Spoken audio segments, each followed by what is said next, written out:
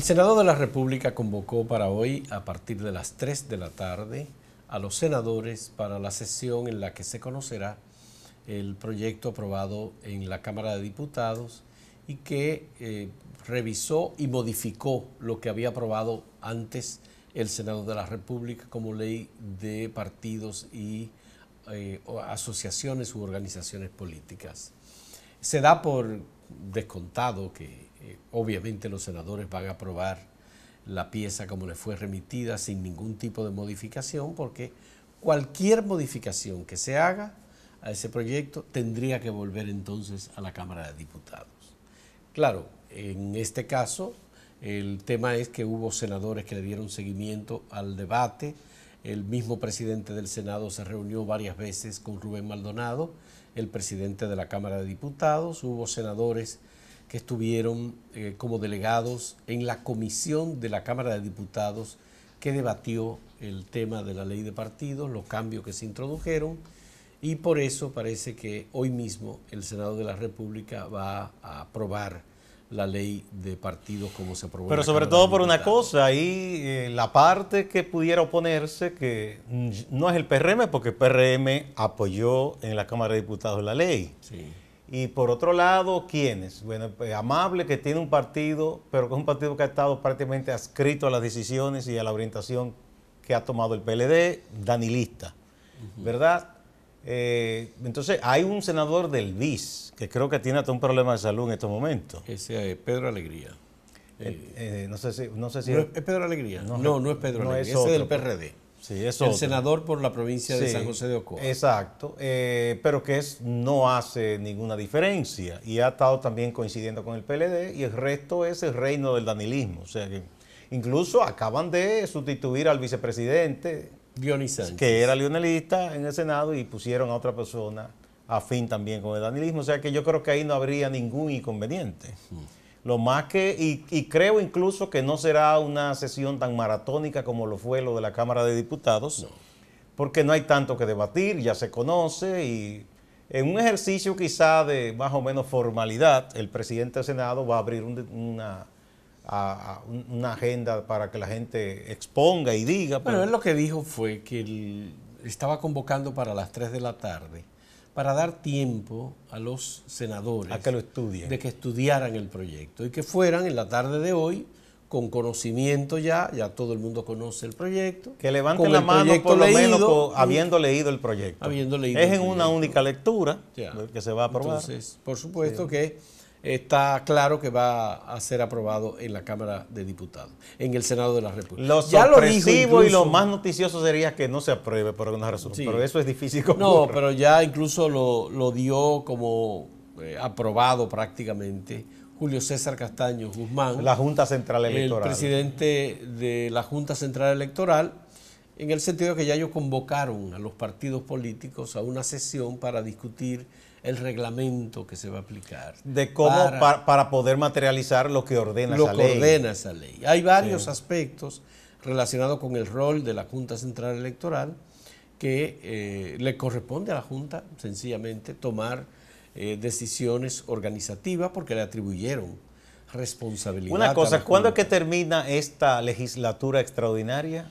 Yo creo que termina mañana.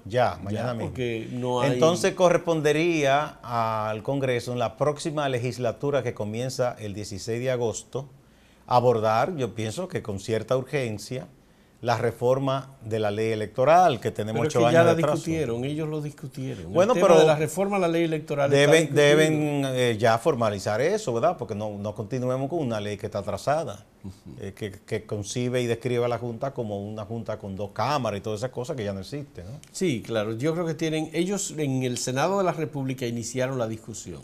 En donde habrá que volver a discutirlo será en la Cámara de Diputados.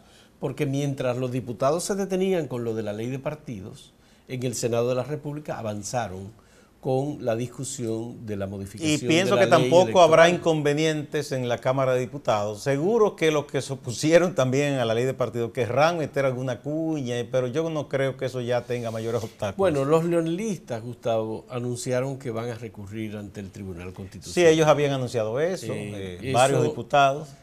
Habría que esperar a ver si ellos también van a medir fuerzas en este nuevo escenario, porque habría que contar quiénes están con Leonel Fernández y quienes no están con Leonel Fernández. Es que, bueno, ese tribunal es verdad que porque ese tribunal se constituyó durante el gobierno de doctor Fernández. Hay gente que llegó ahí por el favor del presidente Fernández. De acuerdo a lo que Leonel sin restarle mérito, pero porque había muchos con mérito. Se cogieron unos con mérito y se dejaron fuera otros con mérito, ¿verdad?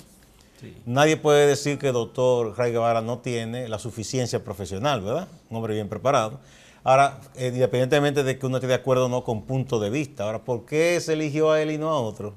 Porque los políticos hacen sus preferencias. Sí, pero en todo caso, Gustavo, aquí no se está hablando de la capacidad o de la calidad. No, lo digo precisamente porque hay un asunto político de por medio. Pero aquí de lo que hay es un asunto político. Fue Leonel Fernández. Entonces, los que integran el tribunal, vamos a ver. Presidió el Consejo Nacional de la Magistratura para colocar el y yo digo, porque lo que se ve en la reunión del Consejo es lo superficial. Detrás de eso, tú sabes todas las diligencias que hubo, los cabildeos y todas las cosas, ¿no? Sí. Entonces, preside el doctor Milton Ray Guevara. Otro de los miembros del tribunal son Rafael Díaz Filpo. Díaz Filpo, que viene del PRD, se supone Lino que es una Vázquez, que es del PLD también. Del PLD, don Lino. Katia Miguelina Jiménez está en el Tribunal Constitucional. Esa es una jueza de carrera. Yotin Curi está en el Tribunal Constitucional. Está, ¿cómo que se llama? La que fue diputada del PLD. Isabel se llama. Que aunque es PLDista, fue una persona peñagomista, de PRD peñagomista. Ella se desencantó por algo que le hicieron y se fue del PRD al PLD. Es una persona también muy respetada y con criterio propio. Luego está el doctor Víctor Gómez Vergés, del Litoral Reformista, que también llegó ahí por la amistad con el presidente Fernández. Pero de todos modos, Gustavo, se entiende que una parte, creo que son 5 del Tribunal Constitucional que ya agotaron el periodo del tiempo para el que fueron electos. Y hay 2 casos de personas que han tenido problemas de salud. ¿Y serán sustituidos antes de que se tome una decisión sobre esta impugnación? No sé. ¿Cuándo corresponde que...? Ya tengo entendido que hay una convocatoria del Consejo de la Magistratura para el Tribunal Constitucional. Eso será trascendental para esa decisión. Entonces, hay que ver en qué momento el presidente Danilo Medina preside el Consejo de la Magistratura para hacer la sustitución. Obviamente que él querrá también tener gente que le respondan ahí. O sea que esa sería una de las últimas batallas del leonelismo. Una de las últimas trincheras. Lo que sí, el Consejo de la Magistratura tendrá que tomar decisiones sobre la Suprema Corte de Justicia, pero será en diciembre de este año. La próxima reunión del Consejo de la Magistratura es sobre el Tribunal Constitucional. Exacto. Nada más. Bueno, para los miembros del Tribunal. Yo me imagino que se moverán muchas fichas, habrá muchos cabildeos, pero bueno, esa es una batalla política. Bueno, todo el mundo sabe que hay cabildeos y que hay gente que ya se sabe que va a salir, que ya no tiene condiciones. Por ejemplo, por edad hay que se retiran. Hay quienes se retiran. ¿Por quién por edad, por ejemplo? Por ejemplo, Víctor Gómez Vergés. Ya por edad, doctor Gómez Vergés tiene que retirarse ya. Sí, por razones de edad. De edad, o sea, ya se cumplió. Se cumplió. Son 75 años. Y sí. Pero además, Gustavo, hay otros que se van porque se le cumplió el periodo de tiempo para el cual fueron designados. También, o sea que eso ya tenía un periodo específico. Y hay los que se tienen que ir por razones de salud. Yo no recuerdo cuántas operaciones es que le han hecho al magistrado Lino Vázquez, por ejemplo. Ya que son muchas el mismo descansar incluso. En la cabeza que le han hecho, que es una situación muy lamentable. De la cual, por supuesto, el tribunal no tiene nada que ver, sino que es un tema que afecta a su salud. Igual ocurre con uno de los magistrados que tuvo un problema de parálisis parcial y ha estado recuperándose, pero... eso imposibilita su labor. Imposibilita exactamente. Bueno, entonces esa será la próxima batalla entre leonelistas y danilistas, ¿verdad? Entonces... Si se conoce antes... ¿Tú crees que Leonel va a tener ánimo para seguir peleando? Pero seguro, los políticos nunca se vencen. O por lo menos cuando quieren, si quisieran retirarse, su propia gente le dice no, hacia adelante.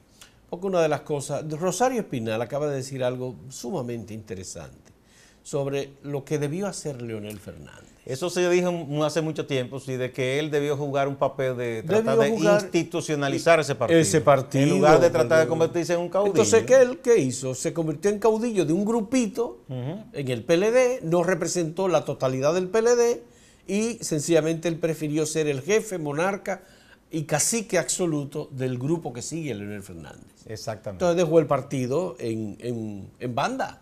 Sobre todo que hizo su gobierno con gente que no hicieron nada para construir ese partido. Gente inclusive que provenían de los sectores más enemigos de Juan Bosch. Pero además gente muy cuestionada también, por Dios. Sí, Gustavo, el aspecto ético, pero políticamente gente enemiga de don Juan. Tú sabes lo que es de que nombrar a Bonillita embajador. Eso es una afrenta a la memoria de don Juan. Es una barbaridad. Eso y muchísimas cosas más. Sí. Hacemos una pausa.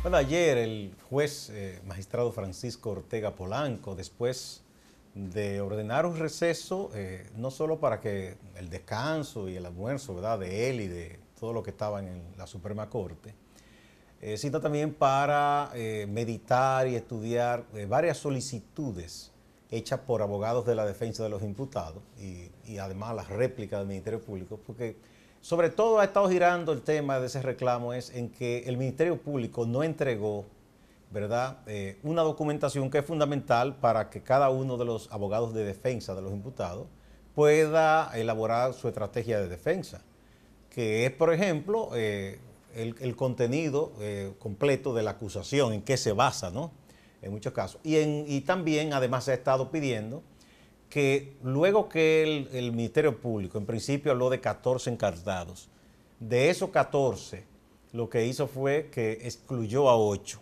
e incluyó uno nuevo, que es a Jesús Vázquez. Lo están exigiendo los abogados, sobre todo este recurso y este reclamo fue hecho por los abogados del senador Tommy Galán, de que se explique con documentación bien sustentada por qué se tomó esa decisión, ¿verdad? Porque eso puede ser un elemento que puede ser utilizado por los abogados para armar la defensa. Claro que sí, se utilizó la verificación documental de pruebas para descartar a aquellos. Y incluir a otro.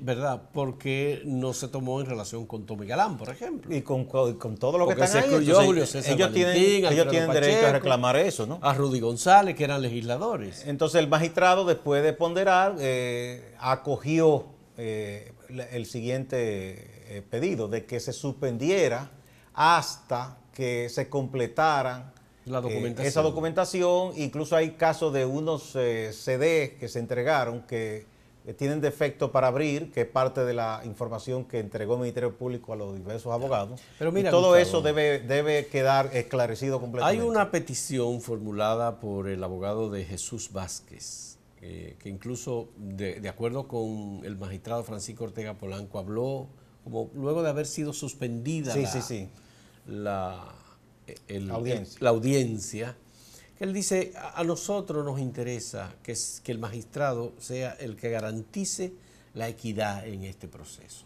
Y como el magistrado está obligado a garantizar la equidad, nosotros lo que estamos pidiendo es que obligue al Ministerio Público a cumplir con las decisiones que Francisco Ortega Polanco ha emitido en varias ocasiones. ¿En qué consisten esas decisiones?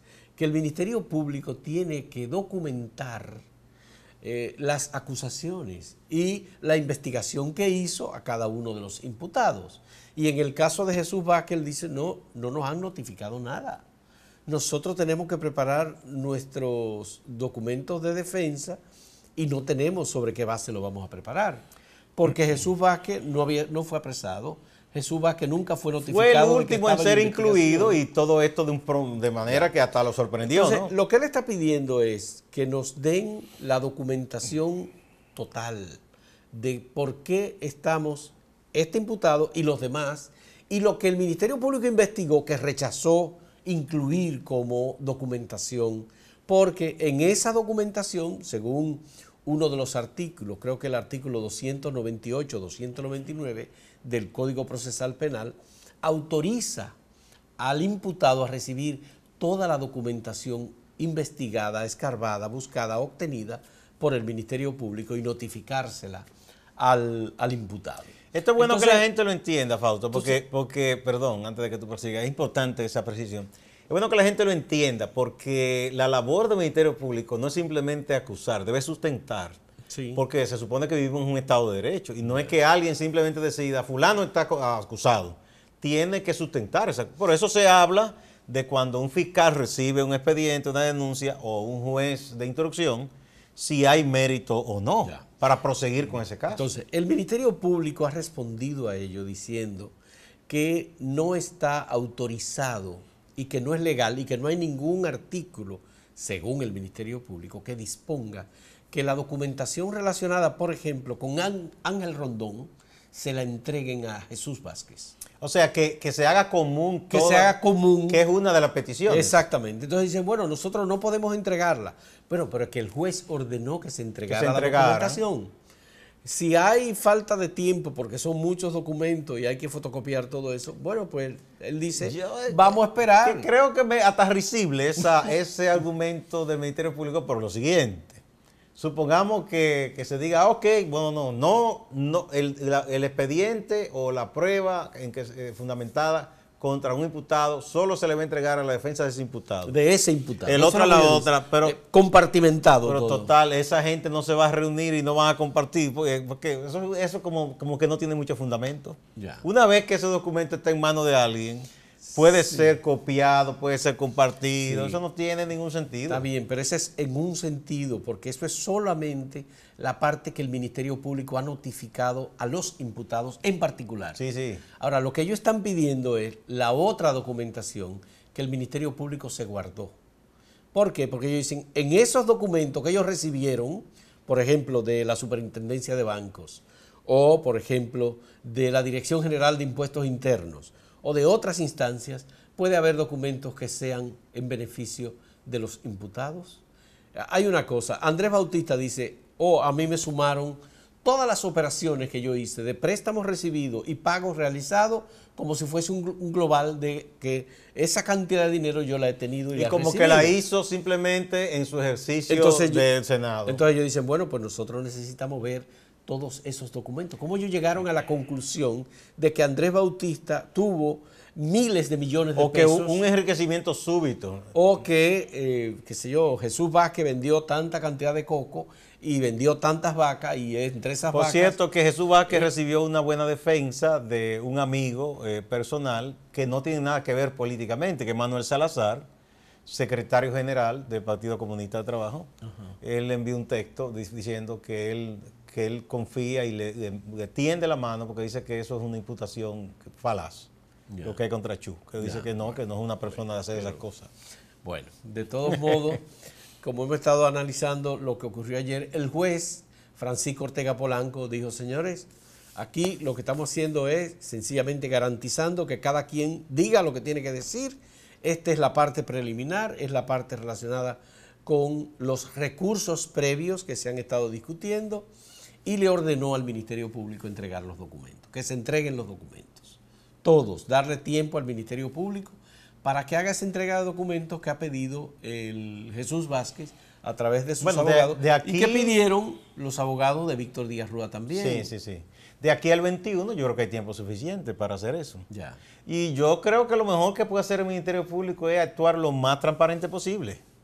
Porque se supone que ellos sustentaron bien su acusación. Sí. Aquí no se trata de palos a ciegas. Es decir, si tú acusas a alguien, tienes que decir, bueno, tú violaste tal y tal artículo de tal código. ¿Por qué lo violaste? Por esto y esto. Porque no es simplemente decir, te acuso. Hay que sustentar. Gustavo, el tema es que si se va a entregar toda la documentación del Ministerio Público, obtenida por el Ministerio Público, por ejemplo, todas las operaciones bancarias realizadas por cada uno de los imputados, ahí vamos a ver las operaciones de Ángel Rondón, por ejemplo, cheques emitidos a políticos, a todos. Bueno, pero es que sí, que lo muestren, pero porque que lo muestren, no hay nada que temer. Pero eso es, ahí hay muchas cosas. Entonces, el Ministerio Público probablemente no desea que se vean los cheques emitidos a determinadas personas. Que no son los que están quizás que no son los que están en el expediente. Entonces están jugando mal, están jugando feo ahí. Porque es un problema grave. No, porque entonces no, si usted va... Porque ¿qué es lo que se va a tratar de demostrar? No es si Rondón le dio a un político aporte para ayudarlo con política. Ocio de Brex le dio. Pero bueno, vamos a poner Rondón mientras tanto, ¿verdad? No es eso, es demostrar que ese dinero es un dinero de procedencia espuria, ¿verdad? O que fue específicamente enviado por la empresa Odebrecht.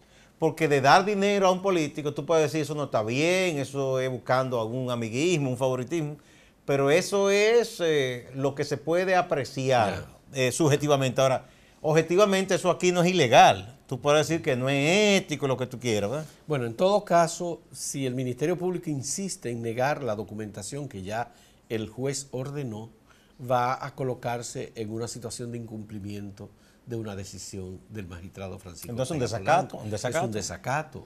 Esa es una preocupación muy grande y obviamente el Ministerio Público va a tener que reflexionar muy bien porque lo que el juez ha ordenado es la entrega de toda la documentación. Y si es toda, es toda. Es toda, es toda. Como dijo la mujita aquella, ¿verdad? Han dicho a todas. Bueno, esto puede, de ser así, se pone muy interesante el juicio contra los 7 imputados en el caso Odebrecht. Muy interesante. Porque obviamente vamos a tener información que el Ministerio Público ha manejado, que no hemos visto, que el país no ha visto y que podría representar incluso la creación de un concepto, una opinión distinta sobre este proceso y sobre las personas que no está ahí, que no están en el proceso. Vamos a ver qué pasa. Hacemos una pausa.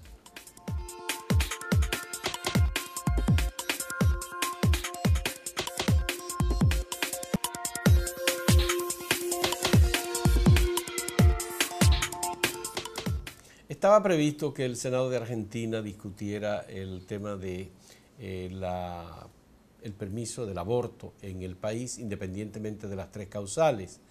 Los argentinos aprobaron desde hace ya mucho tiempo el aborto en las 3 causales. Las mujeres, la sociedad civil, muchas organizaciones y partidos políticos en Argentina estuvieron debatiendo y discutiendo que se permita el aborto en cualquier circunstancia. La despenalización total. Despenalización total hasta las 14 semanas de embarazo.